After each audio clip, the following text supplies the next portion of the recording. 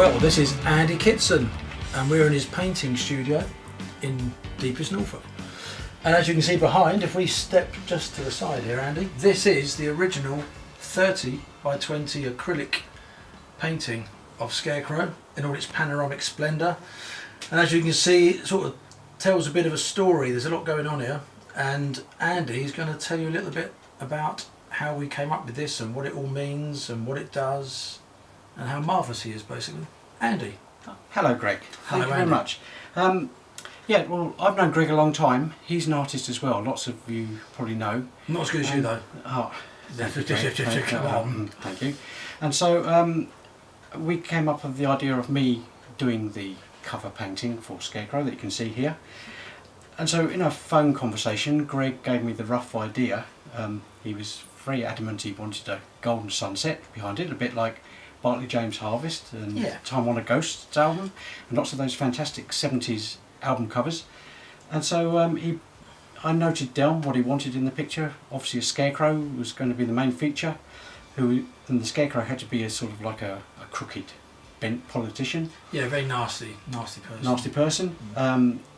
The cat helmet coming in, having landed on the planet, and a futuristic city in the background. So tell us a bit about why that cat pod, because obviously the first album, Too Many Gods, that's where we first showed everybody what that helmet was.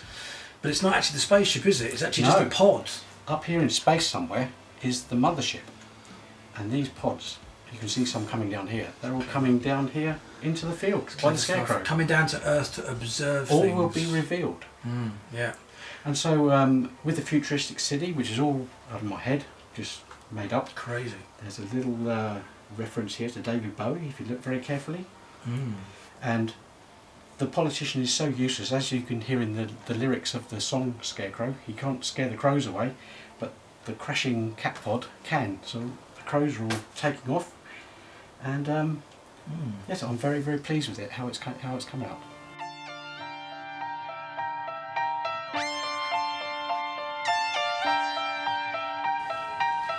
Well, as you can see, this is Scarecrow, the finished album. Andy, this is the first time you've seen the album sleeve, isn't it? That is the first time I've There you seen go, it. mate. I think it Have looks a look. absolutely terrific. Very pleased how Pleased it's come with it? out. Good. Very good. Right, now, in answer to the question, why did we choose a sunset background? It's because, one, it's a very striking sort of autumnal kind of atmospheric sort of vibe, but also so many album sleeves nowadays are very dark, including our first album, which is very dark. So we was very conscious that we wanted the second album to be very bright and vibrant, so it popped out the racks. And I think you'll agree, if you hold that up, Andy, when you go through your record racks on vinyl in all good music stores, the colours really pop out nicely, and you see the Cats logo obviously there as well.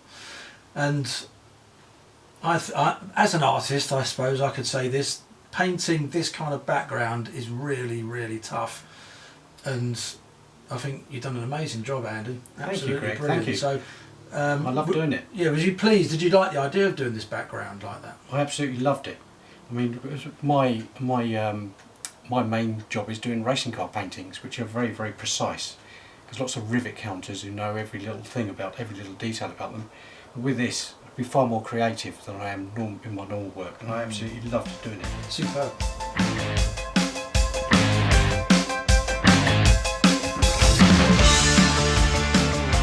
So Andy, what are your favourite aspects of this painting? What floats your boat?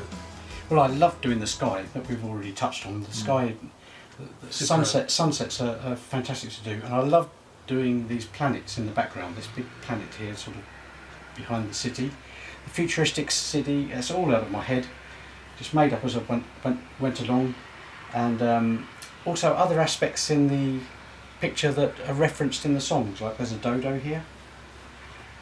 And also, which was the dodo from? What's the dodo reference? That's from the Mad Hatter song. Mad Hatter's Tea Party. Mad Hatter's Tea Party. Yeah.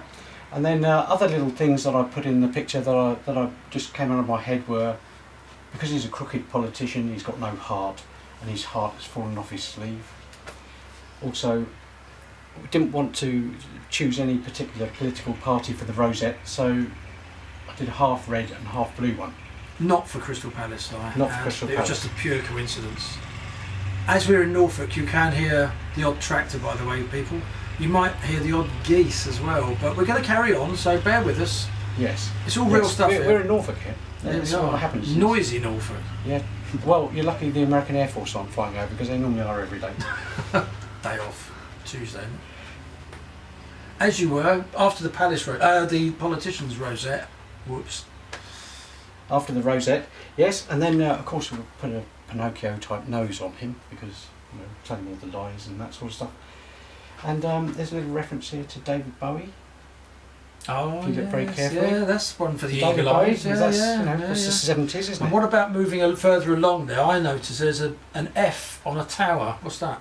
Well, because of the again the Mad Hatter's Tea Party and the Facebook and Twitter and everything else, we wanted to quickly show a little something about how they're big empires and a big futuristic city they're taking over. And so we just did a little F for Facebook. It's not the actual F they use on Facebook. Of course not. No. Another little T for Twitter. It's all very clever, all out of your crazy mind. It's all out, yeah. And the ideas you gave me on the initial sketch. Oh, it's all out of my crazy mind as well. Which is over there somewhere. So so it's. I think I'm very pleased with it. You picked the same things as I would actually. I mean, I tend to agree with that. And also, there's this red light flashing on the pod, which we'll come to later on. So, well, because I could be so creative with it and sort of left alone to get on with it, which is what I absolutely love when a client says just get on with it and do it how you want to do it. There was only one little change at the end that Greg wanted, and he wanted this red light on the cat helmet sort of look like it's flashing and a bit brighter. But that's the only thing. So. Yeah. Because it's still active. It's an active landing, wasn't it? So, but we'll reveal why that is.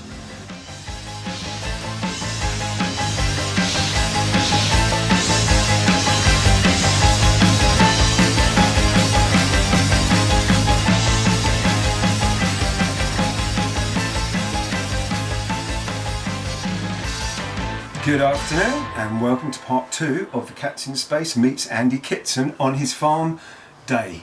And here with wonderful Andy Kitson we have the second part of artwork, which is actually the inside of the gatefold double album sleeve. It is double indeed. album, but it's the album. So it's the inside. So Andy, what can you tell us about this wonderful piece of paint artwork? Well, again, Greg came up with this idea of having a view from the mothership. The mothership is to be revealed, but this is a view actually inside the mothership, and the pod that you can see on the front cover of Scarecrow, the pod that's crashed into the field or landed in the field, these are the pods actually in the mothership. And I came up with the idea of having the pods with the visor up. That's how you get into the pod, up the little ramps, and then these little pods will turn through 180 degrees and fly out of the mothership. And then looking out of the window we can see the scene from above that's on the front cover with a futuristic city. If you look very carefully you can see the Scarecrow in the field with all the crows around him. And so Greg said it would be a good idea to have this window looking out of the ship with a control panel, so I instantly thought, well, why don't we have a control panel from studio? So here is the Trident desk that the album was recorded on as a control panel in the spaceship. So we wanted it very light, very lots of white, very sort of light inside of the album, the gatefold album, and so hence the white background with lots of white light coming down.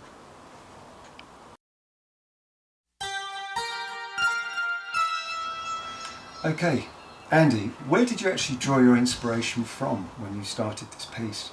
Well, we thought it would be good to have a sort of 70s sci-fi sort of vibe to it, to go with the whole vibe of the front cover and that sort of thing. So we thought a spaceship, sort of Logan's Run, the classic Doctor Who series on television, that sort of thing. All that 70s sort of vibe going on. Wow. Do you ever find that you get like a writer's block when you paint and think, oh, I need some inspiration from elsewhere, and how do you find that when you hit that brick wall? Yeah, that does happen, and so sometimes you just leave it and go away and do something else and come back to it a few hours later and it'll click and you'll find a new idea, something like that. Or just take inspiration from other artists. and of course the great artists like Roger Dean, people like that who did the 70s covers, amongst others. But yeah, you do get a block sometimes. And how do you find that artwork generally today, since the emergence of CDs, how, going back to the old sort of, you know, everything being vinyl, how do you find that the actual artwork on albums has changed over the years, as in got worse, got better? What would you say? Well, obviously a lot of it is digitised these days with computer graphics and that sort of thing, but as far as classic painted art, like this is all painted by hand with paintbrushes, you just lose the detail on the CD, just the scale of it, the size of the jewel case and that sort of thing. Where the album, the proper album cover, the 12-inch album, you can get all the detail in there and you can see everything clearly. And so that's... Do you find, because there's a slightly slower time rate at developing this, you're not just layering and just scribbling over everything? This way you actually do a piece, then you have to leave it, and when you come back to it you find, do you know what, I'm going to add a little bit more or take a little bit away from that, and eventually you end up with the perfect painting. Do you find that happens? I do find that happens, but again, if you're in a bit of a block and you're stuck, another good trick is to hold the painting in a mirror. Look at it in the mirror. You get a totally different view on it, and then when you look at it the other way round, when you're looking in the mirror, you can see things that don't quite look right. Okay. And so so my next that's one of question, my tricks of the trade. That is, you're giving away. But my next question is, obviously you've worked on the Cats album. What would you say was probably your favourite piece, apart from this work, ever, that you've ever seen, you know, as an actual piece of artwork? Well, I most of my work is racing car work, and so pieces I've done for Lewis Hamilton, people like that, Ayrton Senna. They're probably my favourite works because of, well, not just because of who they're for, but there must be one masterpiece that you say that is my masterpiece. That is the piece that I want to be known for. There's a painting I did, a big painting which was 6 feet wide of Jim Clark winning the Indianapolis 500 in 1965. So that I'm very, very proud of.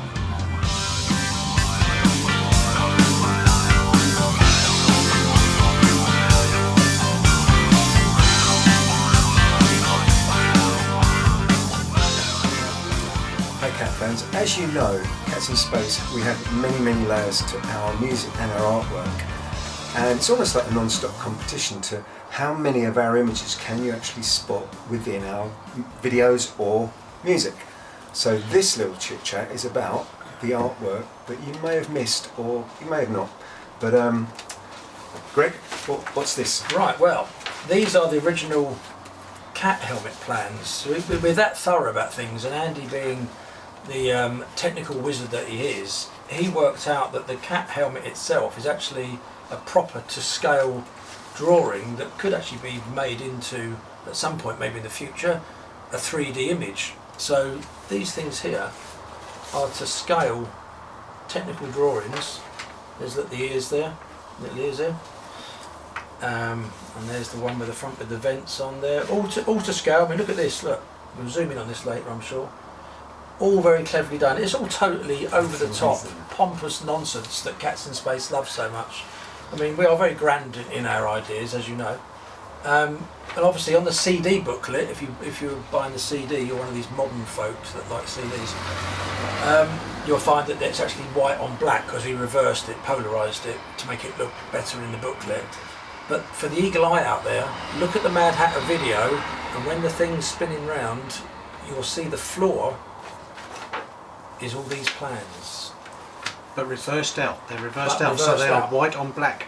Almost in like the video. Almost like a Las Vegas Distant thing going So on. landscape. So that's where I'm trained as a technical illustrator, and we used to have to read engineering drawings, like draftsman's drawings, and that's where my training has come in useful. We milked Andy dry of all his possible talent that we could muster. Leading on to Andy, tell us about the next drawing, because I like this one. Yes. This is brilliant. Here we have a Mad Hatter sort of cartoon picture. Here is the Mad Hatter. He's got his crazy glasses on. He's wearing Andy's hat, which you've seen on tour, I'm sure, or you will see on tour. And so Always on tour. Here we have his broken old computer. He's got one of the social media things on there, Facebook. and he's just loving all the hearts and the happy faces coming out of Spacebook. And again, this is the original on cartridge paper. So on cartridge hand painted in what? This is done in acrylic, but mostly in a water, because acrylics you can use like oil paint, very thick, or you can water it down and use it almost like watercolours. So this is using acrylics again, but also with an ink pen over the top to do the black lines at the end. And here you can see his teacup, which is like a cat helmet, his broken teacup. We might have to flog some of these off to some of the die-hard cat fans, I think, maybe in sometime in the future. So this is the Mad Hatter at his computer. Yeah, it's a cracker. As you could see in the video. Nice work, Andy. Thank you very much, boys. What's next, Stevie? Right, next we have... It's like Vision On, this is. Remember Vision On from the 70s, folks? Next we have the Cheshire Cat. Andy, if you want to hold that. Here's the Cheshire Cat. Again, you could see him in the Mad Hatter video. You actually saw him. Whereabouts is he in the video? He is on the video. He is on the Spacebook page on the screen. Yeah. On the screen, and here he is laying across a planet. Is that a real planet, Andy? Is that Jupiter, possibly? I think it's just half Saturn, half Jupiter, half Mercury, and it's just made up, really. Supiter, maybe it's Supiter. It's got the rings of Supiter. Yeah, it could be the rings of Supiter. But also his light flashes, doesn't it? It could be the planet Cheshire. The planet Cheshire, yeah. which is of course made fully of cheese. Pink cheese at that. Oh wow. And Let's move on before we lose the plot. Fancy some cheese grommet. Yeah, I do. then next, Brensley Day. What? Oh, is this for me?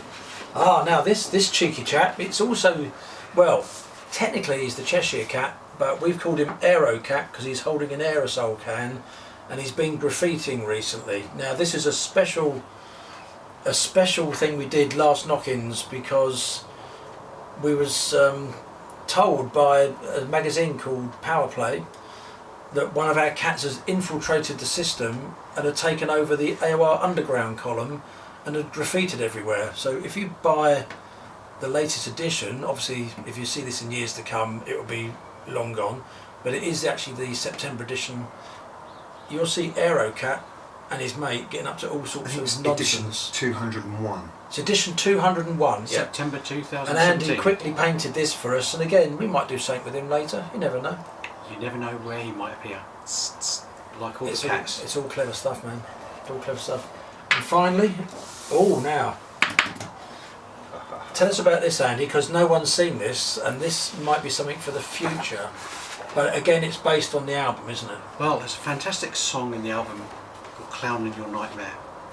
And here we have a scary clown for everybody's nightmares. So you may see more of this actual painting. You may see You more never of it. know. Even in your dreams. But there he is, and he's actually sitting at the end of your bed.